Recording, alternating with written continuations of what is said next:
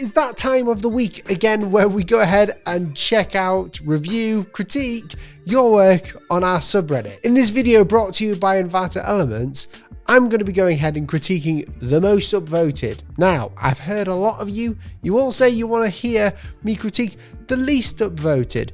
I'm trying to work out a better system for this because right now I can't see which one is the least upvoted or not. The easiest way of doing it and the best way is to show you guys the best work. But don't worry, we will be doing critiques looking at the ones that aren't being upvoted and why they aren't. So without any further ado, let's get straight into the first one.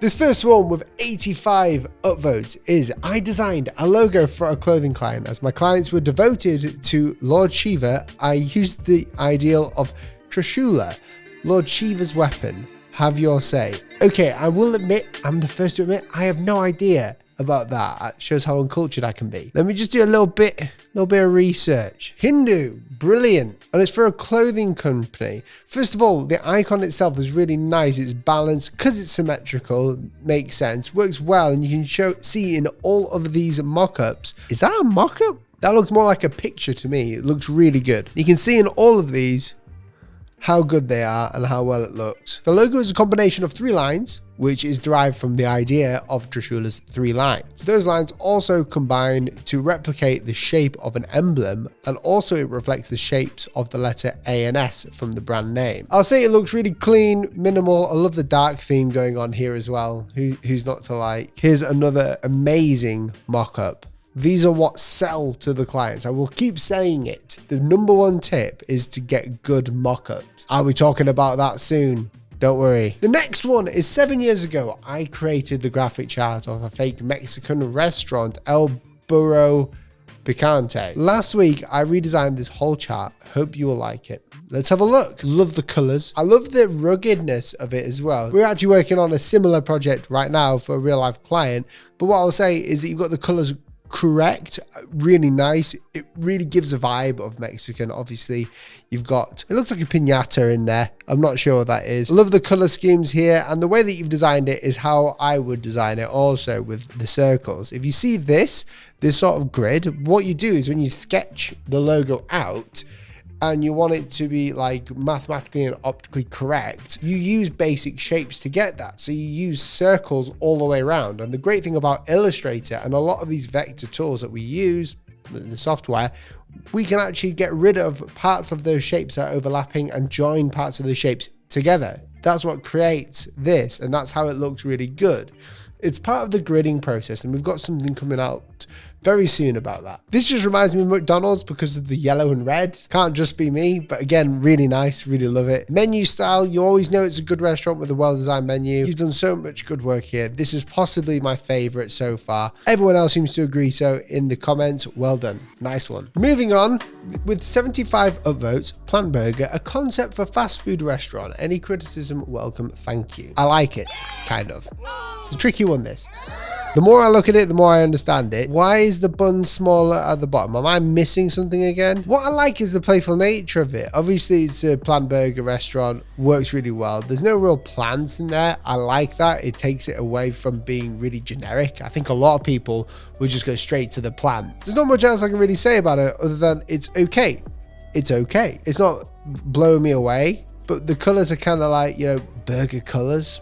There's nothing really different about it. In my opinion, doesn't take anything away from the work. It's just not overtly different to what others would do, aside from the fact you stayed away from being cliche. So with that, well done. Now, before I go into the next one, I just want to point something out, which is the mock-ups that I used. If you look at any of the top voted that you've just seen, you will notice that each and every one of them has like a mock-up in there. For instance, this one, the plant burger one, you'll see that they've got the packaging, they've got the bag, the drinks, the salad thing, the tray, with everything in there needed. Now, if you were working for a real client, let's say this is a real client and they come and they need all these things from you, then it makes sense. But what if they just need a logo design from you? How can you show that it works without working with a team of other people doing the packaging? Well, by mock-ups, silly. Mock-ups are huge. And where do you get mock-ups? You get them from the sponsor of this video, Envato Elements. Hat time. All those people thinking that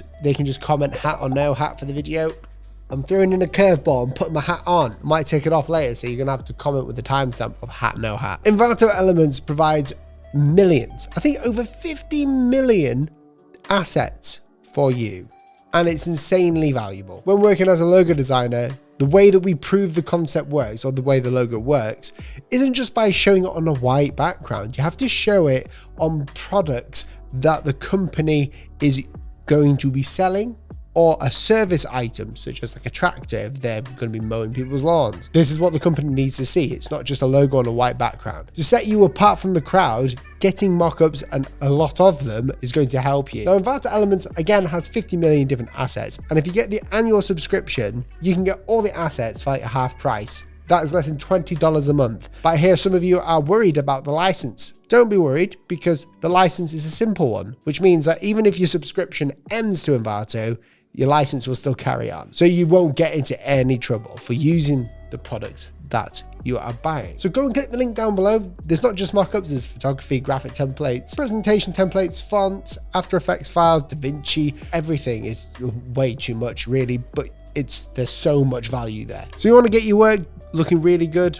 Go and do that right now. The next one, with 61 votes. I follow your recommendations for my clothing store logo, and this is the final product. I hope you like it. Nice, follow the recommendations. First of all, love the logo type. Boom, it hits really well, really nice. It's bold, and you can see it from afar. There's nothing fancy about it, which is what I like. It's just there, and it works. It's the functional aspect of the design. A lot of people forget in logo design that the icon is the imagery and the logo type is the function. Obviously, they've got to work in tandem together, but most of the time you want to have the actual logo type speaking to what the company is for brand awareness and repetition. The icon itself works nicely. The 504 at the end of it, although it's creative, you need to get that weight bumped up. Bump up that weight to semi-bold. Blue and red reminds me of Pepsi. If you turn this on its side and rotate it, it might look a little bit like the Pepsi logo, but I do love the negative space connotations in there with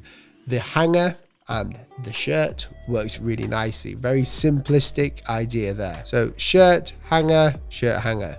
Very good. Well done. I really like that one. Let's see what other people had to say. It's a really clean logo and alignments feel perfect. It looks so much like the top of Mount Fuji that if you were to associate mountains or Japanese influence into the larger brand aesthetic / mockups, it would really make this next level. That is so true. Boom. You see, it's not just me who critiques you guys, it's you guys critiquing you guys. The next one that we've got here with 54 upvotes, posted 7 days ago. It's my first time posting here.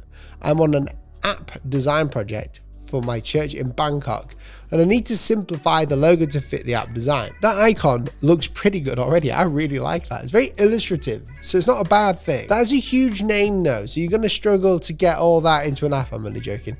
It's a huge name. It's very hard to get rid of. I like the simplification going on here. You can see where it started, where it went, and the constant simplification has made it so much nicer, so much more scalable. Now, to get this even more scaled, it would be these dots on the right that are going to suffer the most.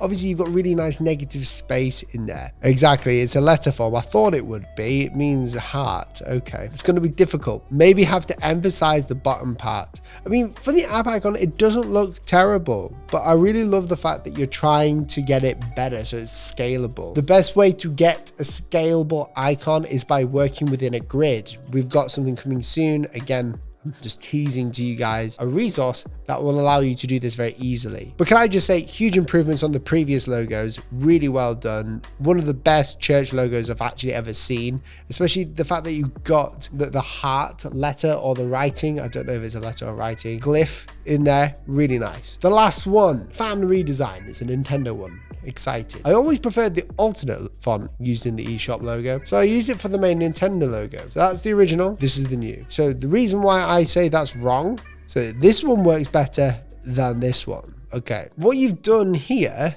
at the top and bringing the text up and then getting rid of a load of these lines in there may seem clever, but this is actually a really amateur way, and this isn't me having a go or like trying to be nasty. It's just the honest truth. It's a very amateur thing because we feel when we don't know enough that we have to do more to make it better. In this case, Nintendo have got it right, and you unfortunately have got it the wrong way round. This works better because it's simpler, it's scalable. Now, there's obviously a lot of interesting, intricate parts about the Nintendo logo itself, and you may not see it. It's not just letter forms, but look inside the letter forms.